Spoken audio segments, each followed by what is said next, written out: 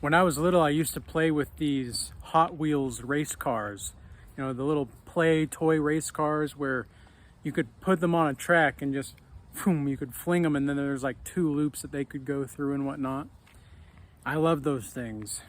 And that's kind of how life begins to be like when you are on the spiritual path, when you choose to walk the way that which God made you to walk.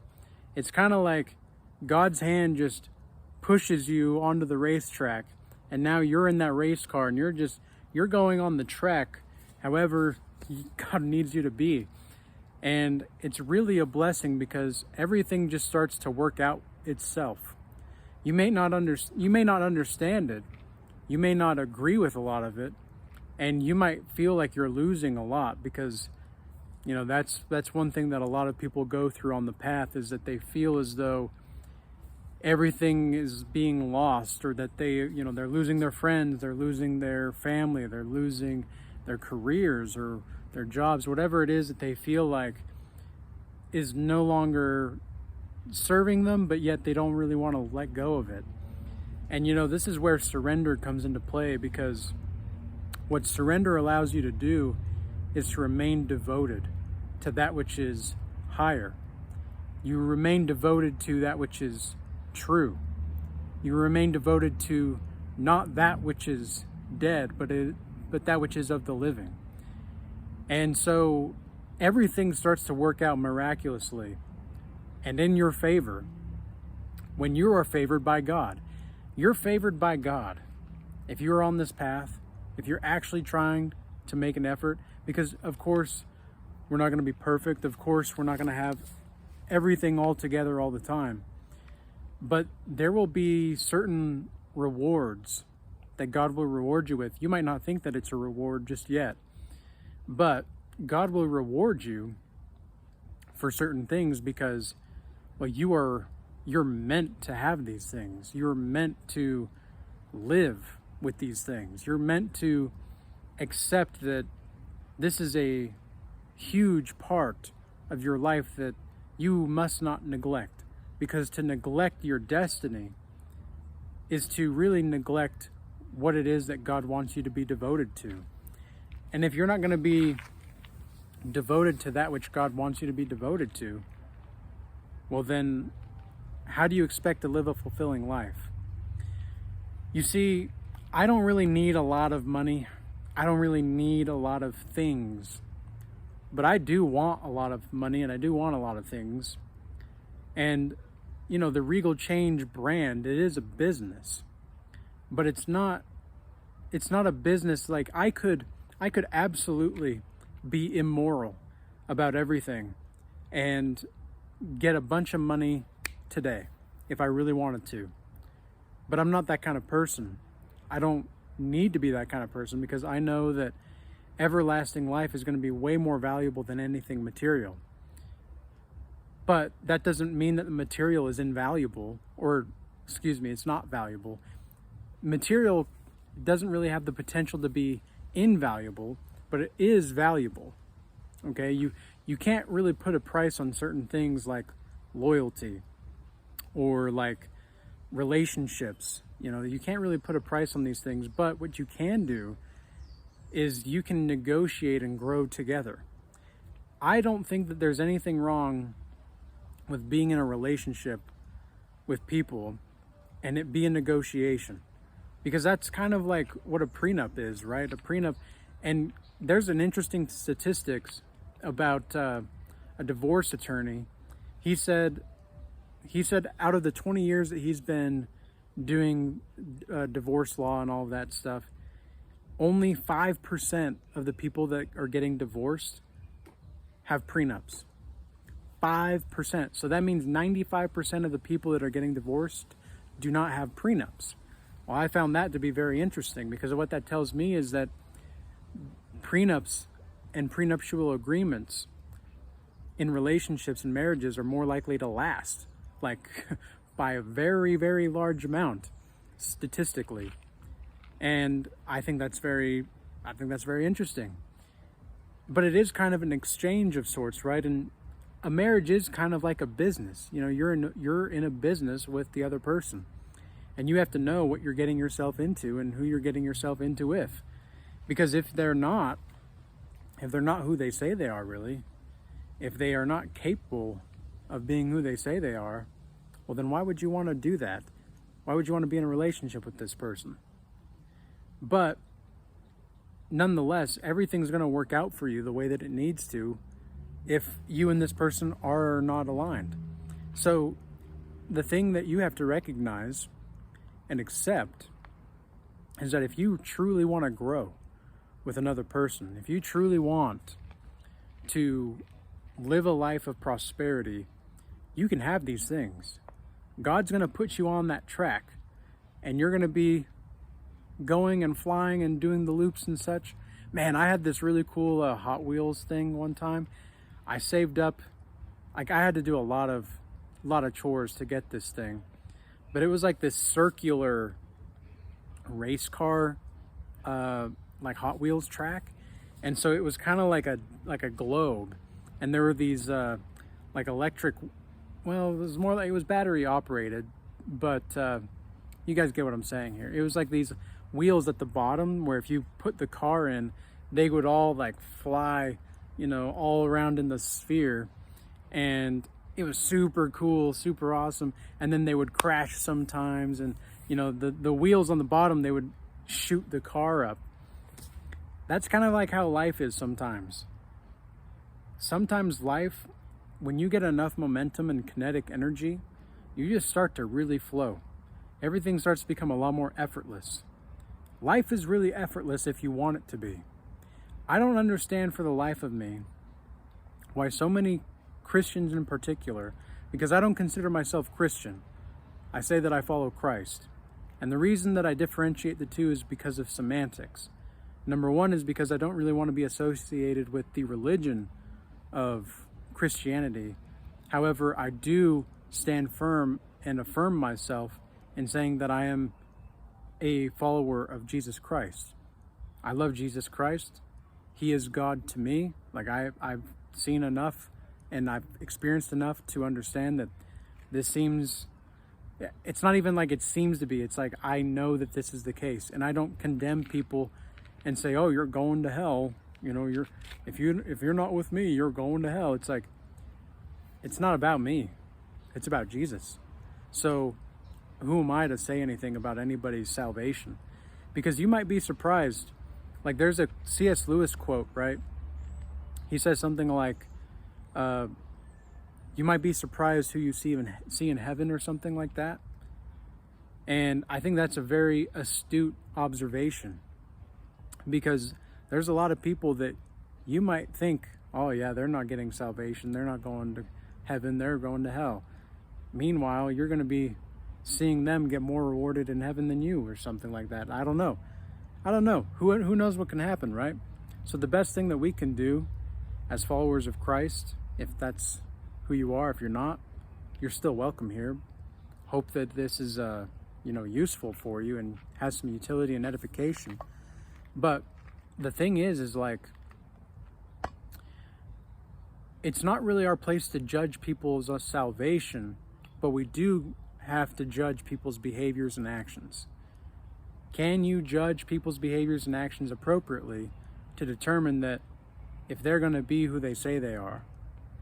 Okay? That's what's most important.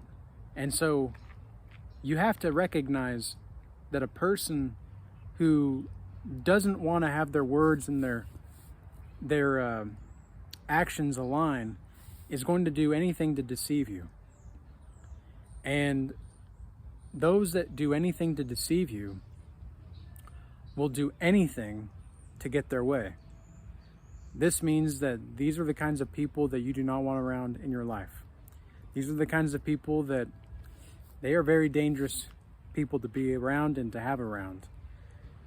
There's nothing like the feeling of growing something meaningful with people that you know are loyal. You have to trust these people. Like sometimes you just have to trust. You just have to trust. There's no other option for you sometimes. Seriously. Because what are you going to do? Are you going to question every single move? Like, because think about like a hiring process, right? Think about like if you're in a business. If you're in a business and it's your job to hire people, and let's say you hire somebody, but the person that you hired is doing not a so good job. They're just not doing exactly what they need to be doing. They're not on point. You can't really trust them to do what it is that they're setting out to do. Well, is that bad? And is that a reflection of theirs, like on who they are, or is that more of a reflection on who you are? Because as a hiring manager, you probably should have seen that person. You probably should have seen that person's true potential. So the fact that you didn't, the fact that you wanted to see something that wasn't there, goes to show that, well, maybe you're not as smart as you think. Maybe you don't know as much about people as you thought. But at the same time, how are you supposed to know what people are going to be truly capable of, right? You know, it's a give and take kind of a feeling and thing. So you have to recognize, okay, well, if this is gonna, like, it's better to just take responsibility. That's really what I want to get at here. Is it's better to just take responsibility for what's going wrong, because that's going to be the easiest way to fix things down the line. And you know what's so cool about accountability and taking responsibility in your life? God will reward you in ways that you didn't even know were possible.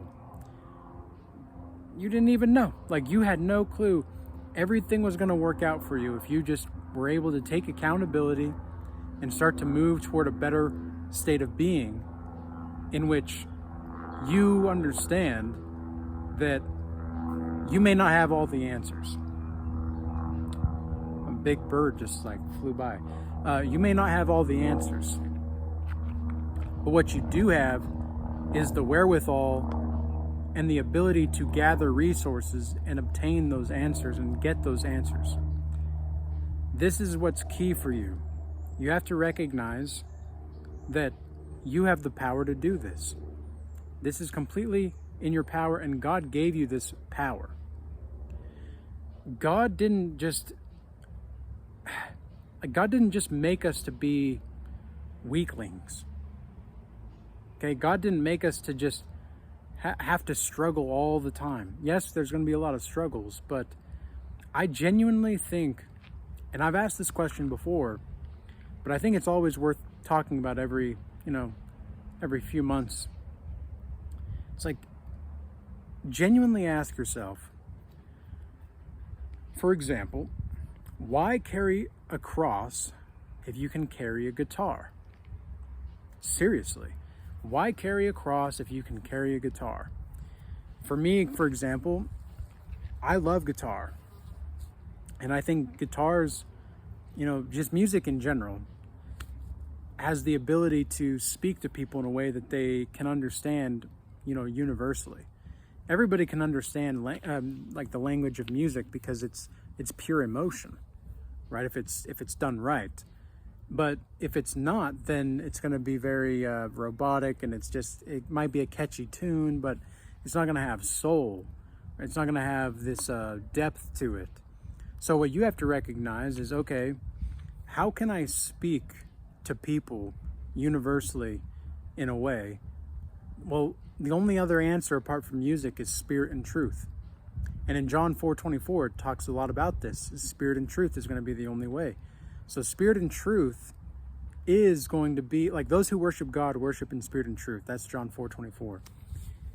And so spirit and truth is really just about how well you can connect to the people's spirits. Can you enter people's spirits? Well, if you're going to be aligned with God, you're going to naturally do this.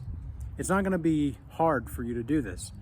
And what I've noticed is sometimes people that go through like financial struggles, this is an attack, like a spiritual attack by the enemy, to, spiritually speaking, to really keep you in the confines of just the programming, the matrix. Because if you think about this, right, if you think about the Matrix, the system, the simulation, and not the simulator. You want to be a part of the simulator, not the simulation, because in the simulator, you get to bend reality to your will insofar as it is in accordance to God's will. But if it's just, you're in the simulation, you're at the will of the system. You either play the system for what it is, or you get played by the system. It's pretty much as simple as that. But, everything's going to work out. It's going to be okay. Like the battle, the war has already been won. We just have yet to experience it in the echoes of time that we are experiencing, because Jesus Christ already, as a resurrected being, God himself, he's already conquered death. Okay, he's already conquered that. He's already died for our sins. And a lot of people don't know what that means, but maybe that's another video topic. But because what does it mean for Jesus to die for us? That doesn't make a lot of sense to people. But at least I know for me, when I was an atheist years and years ago, I remember thinking to myself, man, like what does that even mean? What does it even mean to have Jesus die for us? That doesn't make a lot of sense. Like, why would I need somebody to die for me? Well, when you finally understand the value of faith in Jesus Christ, it's more of like a realization. It's not really something that you have to figure out. It's more just a realization process. And the more that you come into that realization, the more you're going to see life for what it really is. And I'm not trying to deter any certain kinds of people, because I want to speak to as many people in my audience as possible, but also understand that this is a Christ-based channel. Like, the whole reason for Regal change to begin with is because I had to make a Regal change in my life. The Regal change was following Christ. So really just trust the process, though. Don't overthink things, and trust that everything's going to work out, because what other choice do you have? To worry? What good is that going to do? And I get it. I get it. Worrying is it's a task, but it's an unnecessary task. There is a sage that once said that worry is preposterous on his deathbed. And I think that that's a good place to leave off for this video. I hope that this video was useful and insightful for you. If you do want to join the elite spiritual group that we have, the Regal Change Academy, there's going to be a free 15-minute call that you can check out beforehand. And this will be just for people that maybe want to get to know a little bit more about the academy, what the group calls are like, what the classes are like inside, etc., before they actually commit to that. But then, we've had a lot of people that just go straight forward to the committing process because they see the value. They know the value. I'm also doing one-on-one consultations right now and mentorship calls and programs, but only two types. Number one is a general one-on-one where we talk about whatever you really want to talk about. And number two is the Godlike Mastery Initiation Program. And this is going to be a 3-month program in which there are going to be 3 phases. The first phase is getting your physical fitness and nutrition on point. The second phase is getting your emotional, intellectual faculties on point. And then finally, the spiritual alchemization process that culminates and engulfs you into your purpose. So if you want to contact me about that, check the DMs in X or Instagram, or just email me in the link in the description box below. I hope everybody has a blessed day, and peace be with you all. Until next time.